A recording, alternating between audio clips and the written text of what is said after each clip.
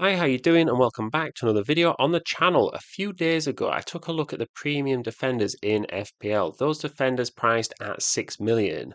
I not only compared them to each other, but also looked at them compared to players priced at 5 and 5.5 million to see if we could find any extra value. Because typically in FPL, not only is the price difference smaller for defenders, but the point spread between those top and mid-tier defenders is usually a lot smaller when compared to the midfield and attack. So any money that you can save in defence is much better spent when investing in those attacking players. One area that we didn't look at was the players who were priced at 4.5 million in defence.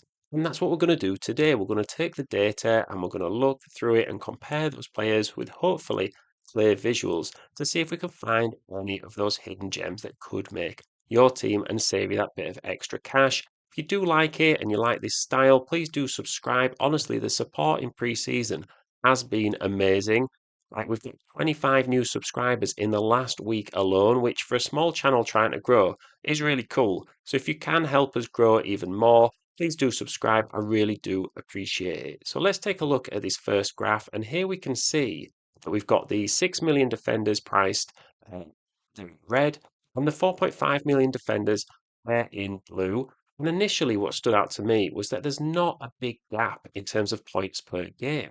I would expect these more expensive defenders to be a bit, at least a little bit further away from your average points compared to the 4.5 million players. But what is noticeable is that there is a lot of more 4.5 million defenders have greater defensive actions per game, which does play into account this season. So defensive actions, their blocks, tackles, clearances, and interceptions. If a defender gets 10 of those in a game, they'll get 2 extra points. And I think that really does play into your thinking when you're selecting these players because your more premium defenders, they play for teams who are probably in the Champions League. They're a good team, so they've got the ball a lot more, so they have a lot less opportunity to get these defensive actions. So in the past, when you were looking at defenders, you were just solely looking at clean sheets and attacking returns, which is why these are more expensive players stood out more. But once that clean sheet is gone, the premium defender therefore has the less opportunity to get those 2 extra points. When you look at these cheaper players from mid-table or lower table teams, if they lose a clean sheet, they still have that ability to get you those 2 extra points. Now, clean sheets typically in the Premier League, across a season, a Premier League team will get between 8 and 12 clean sheets. There's not that big a difference in the number of clean sheets. So I do think that these defensive actions can be a little bit of a game changer when you're selecting your defenders. Now, when I added in the the 5 and the 5.5 million defenders here, you can see that again, it all kind of merges in. Now, it's important to note that I don't have newly transferred defenders in here because we don't have their Premier League data. So if you're considering selecting a player from Brighton, say, I would just note that Brighton have signed a lot of defenders this summer, and the same for Nottingham Forest in terms of their fullbacks. So I think if you were considering a player from them, just double check their pre-season, who's in the lineups, what you're thinking, because not only might it impact whether they play, but it also impact their point potential as well. So here the problem with the chart is that whilst it covers points per game, it doesn't necessarily tell you how many times these players played because a player might get awesome score for points per game, but if they're only playing 10 times in a season, that's no good for your FPL team. So what I did from this point on was that I just took the players who played in 30 or more Premier League games last season and I got this. And this looks a lot clearer to me. And I think when we look at this chart, this is the one where you're going to want to be selecting your players from. So feel free to pause the video and just, make your own notes on this. But what stood out to me first and foremost is Mark Gahey and Aaron Wan-Bissaka are clearly the best 4.5 million defenders for last season. And they're probably going to do the same this season. And will be in my game week 1 lineup unless there's injuries or transfers or something like that that might happen between now and the start of the season. I don't see an issue with getting them both in. I think Premium defenders can still be useful. I'm not saying that the 4.5 million defenders are going to outscore your 6 million defenders. Otherwise, FPL, they're not going to get the pricings that wrong. But the difference in points really is minimal. I think any premium defender I might get is going to be Mark Cucurella at this stage. Now, think he covers a lot of the bases. He is a lot more established in the lineups than someone like Kirkes, Robertson, Aitnori, or Gvardiol, and his fixtures are better than Saliba and Van Dijk's. I think when you take a look at this chart, there's no Gabriel anymore. Gabriel didn't play in more than 30 games last season in the Premier League due to injury. So initially, whilst you might look at a player like that and say, oh, he's getting a load of points, you still then need to bear in mind, is he actually going to play? And Matt Cucurella, he also gets those potential attacking returns more than Saliba and Van Dijk.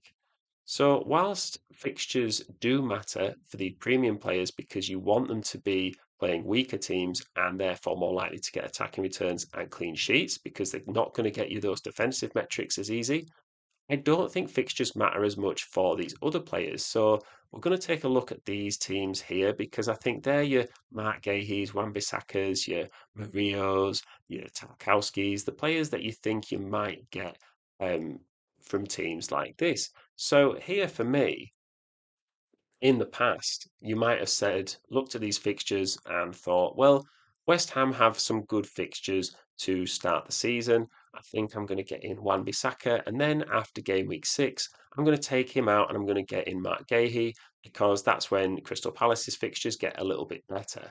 Well, this season you can kind of just get in both from the beginning, and they're a lot more of a set and forget their player, I think, in your lineups because if they're not getting clean sheets, you know they've got a chance at getting those defensive actions, and that's going to save you like 1.5, maybe even 2 million in your defense that you can spend elsewhere.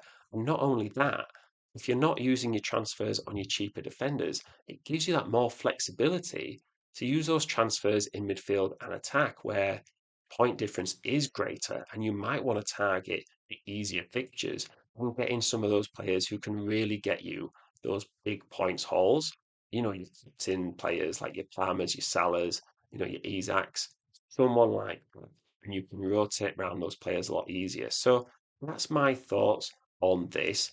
I also think it's worth noting that I don't have any 4 million defenders in these charts. And the reason for that is I would only get a 4 million defender from a newly promoted team.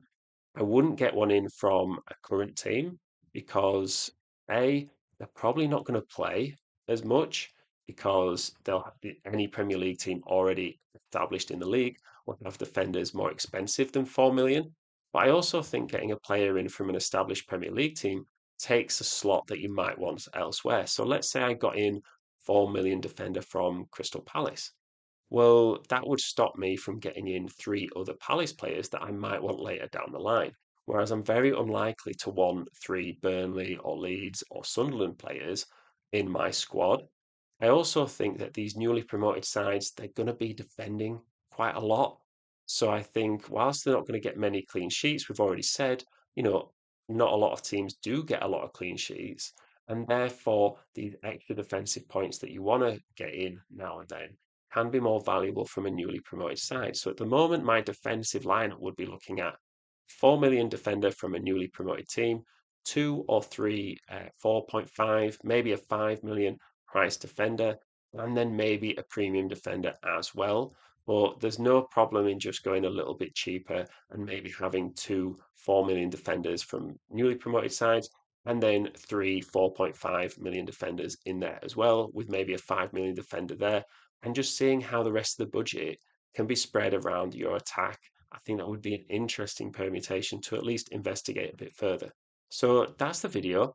Please do subscribe if it's helped you out. If you're new to the channel, we put a load of content out, especially before pre-season to try and help you with your team selections. Go join the mini league as well. We've got starting it for the first time this season, so it's great to have as many of you in there as possible. And go check out my other videos as well, all data related, trying to show comparisons and find the extra value in the team that you might not see otherwise. So yeah, thank you very much for listening. Hopefully you've had a good week. I will see you in the next one.